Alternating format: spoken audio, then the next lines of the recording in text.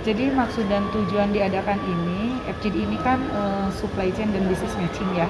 Jadi kita berharap bahwa pada hari ini terjadi kolaborasi antara produsen APD dan masker bedah di dalam negeri dengan penggunanya. Penggunanya siapa? Kementerian Kesehatan, Dinas Kesehatan, rumah sakit, dan barangkali masyarakat. Itu seperti itu. Jadi tujuannya adalah itu, untuk meningkatkan kolaborasi supply demand. Iya, oke. Terus di kita kan banyak pengusaha atau pabrik ya Bu ya, yang bisa memproduksi. Tapi tidak semuanya bisa Bu. Itu letak permasalahannya di mana ya? Oh gini, untuk yang APD barangkali. Ya, yang APD Jadi, aja. kalau yang APD sebetulnya kan tadi sudah saya sampaikan, baru di awal pandemi itu hanya 6 perusahaan APD. Kemudian karena ada himbauan Kementerian Perindustrian dan kementerian mereka peduli terhadap kelangkaan APD pada saat itu di dalam negeri, maka mereka secara responsif dan reaktif untuk memproduksi APD tersebut. Nah tentu saja tidak seluruh industri TPT, karena saat itu yang didorong adalah industri TPT.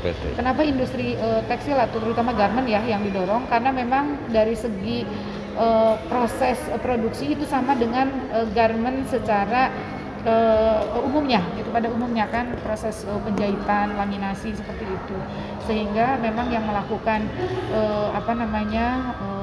pengalihan itu adalah industri garment. Nah, kenapa industri garment tidak semuanya melakukan pengalihan? Pertama adalah tentu saja mereka melihat demand di dalam negeri. Demand di dalam negeri seperti apa? Kemudian akhirnya mereka hanya misalnya tidak seluruh fasilitas produksinya untuk memproduksi APD. Bahkan ada yang misalnya dia dengan memproduksi garment saja pada saat pandemi dia masih bisa ekspor, masih bisa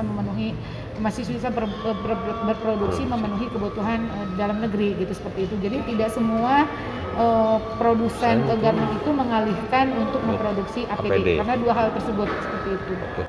Untuk sementara ini ada insentif apa saja Bu yang diberikan oleh pemerintah? Ya, insentif yang diberikan oleh pemerintah pertama adalah dari izin produksi dulu. Jadi dari izin produksi itu dengan dikeluarkannya izin operasional mobilitas kegiatan industri atau IOMKI, supaya industri bisa berjalan sebagaimana mestinya pada saat pandemi COVID-19 ini.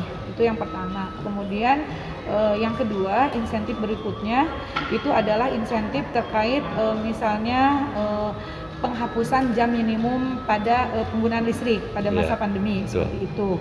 Kemudian insentif lainnya adalah pada saat penjualan alat kesehatan ini ke dalam negeri, itu PPN-nya tidak dipungut. Itu seperti itu. Kalau dia memang berupa alkes ya, baik itu APD ataupun masker bedah ini. Jadi penjualan itu tidak dikenakan. Itu seperti itu.